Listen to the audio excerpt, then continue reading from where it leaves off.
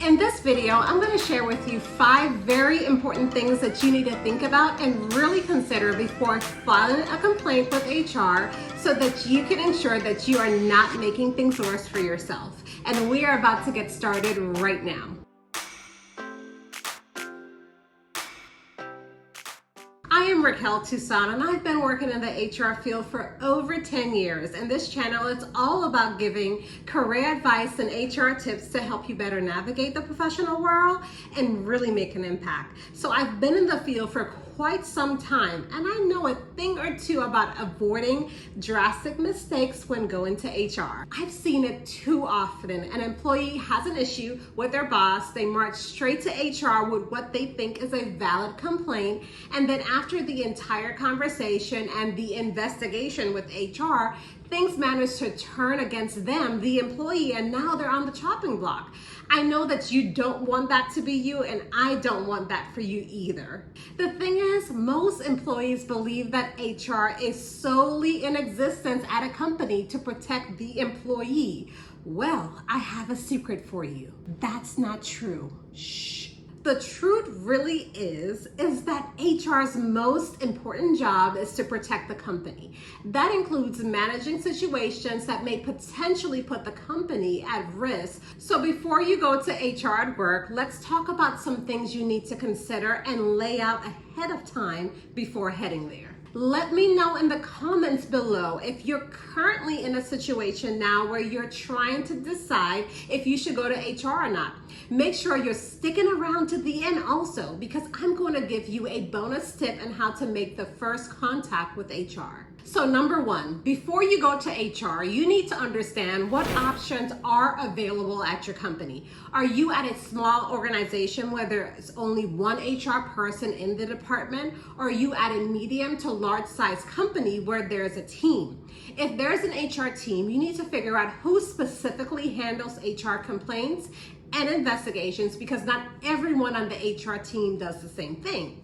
You don't want to contact the benefits person because that may not be part of their job, and now you're going to have to be redirected to someone else. So if there's an organizational chart that you can look at, that you can see who handles what, or you can ask a coworker that you trust if they know who you can talk to in HR. You can also ask your manager who you can talk to in the HR department, but if your complaint is against your manager, it's probably not a good idea to ask them, because they're now going to be wondering why you're going to HR. Also, along the same lines of knowing your options, some companies have a hotline that you can use. That way, if you want to report something and remain anonymous, you can. Or I've seen companies have a form on their website where employees can fill out or file a complaint through an intranet or something like that.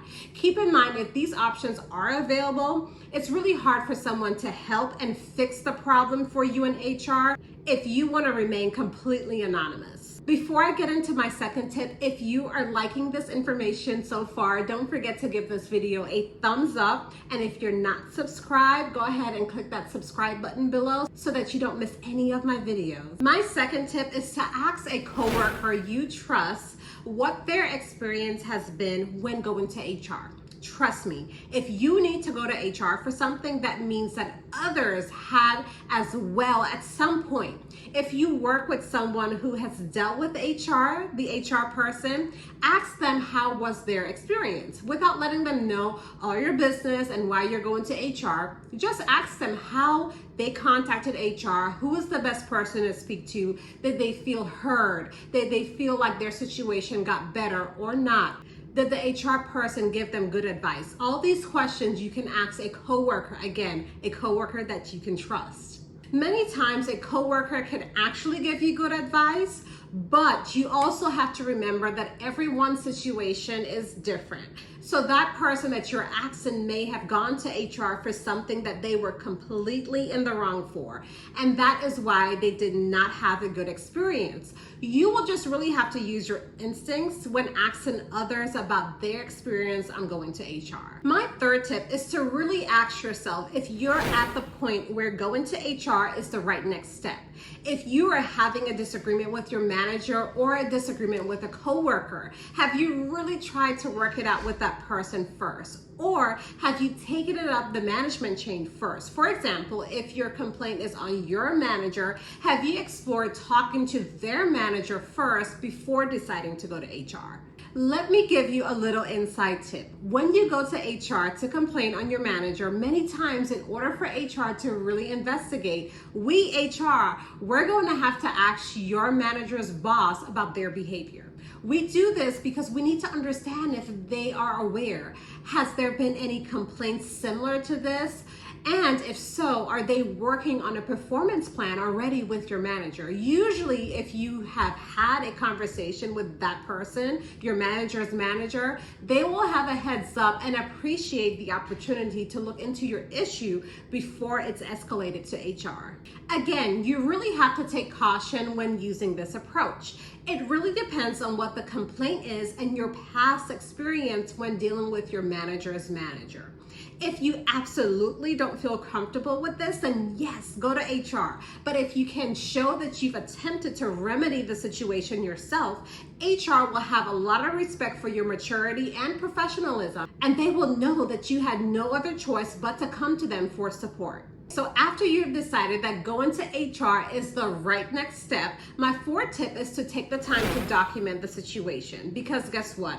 HR is going to ask you to document it anyway. This way you are prepared and you've really taken the time to think about your situation. Make sure you're documenting the facts, how the situation makes you feel, any history with the same employee, or how the situation has negatively impacted your job performance or your mental state. This is especially important for people that are not the best with words verbally in person and do better writing things down. You want to be sure that you don't miss any important details when you're talking to HR. You want to be sure that your thoughts are organized and if possible in chronological order. Make it easy for HR to get your point and understand your situation. Document with examples, include dates and times, include if there were witnesses to the bad behavior.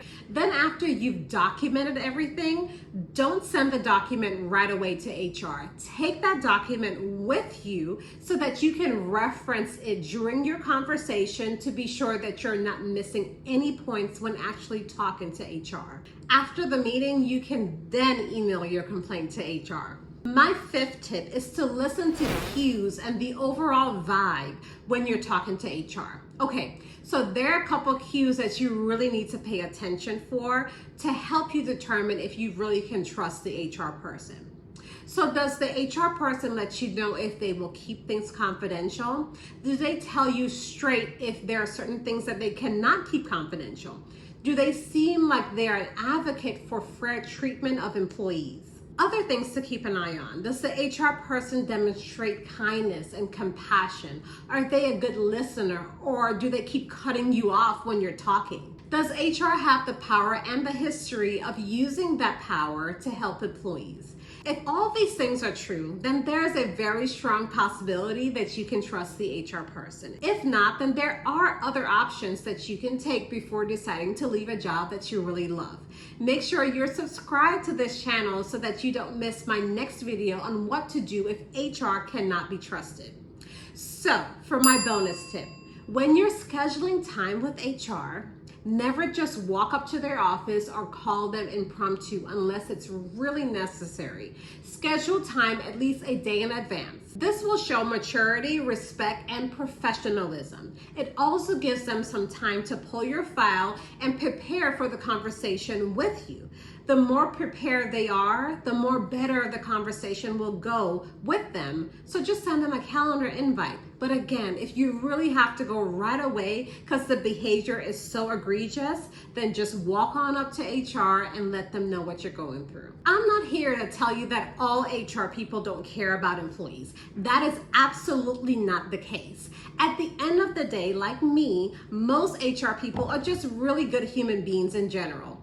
If you have good morals, you learn to manage your duty to the company while holding true to your values, which include protecting and caring and being compassionate for employees in the workplace. Now that's it for my tips for today. Again, if you liked this video and you thought it was helpful, don't forget to give it a thumbs up. And if you're not subscribed here, what are you waiting for? Hit the red subscribe button below and the notifications bell. That way you're notified every time I post a new video.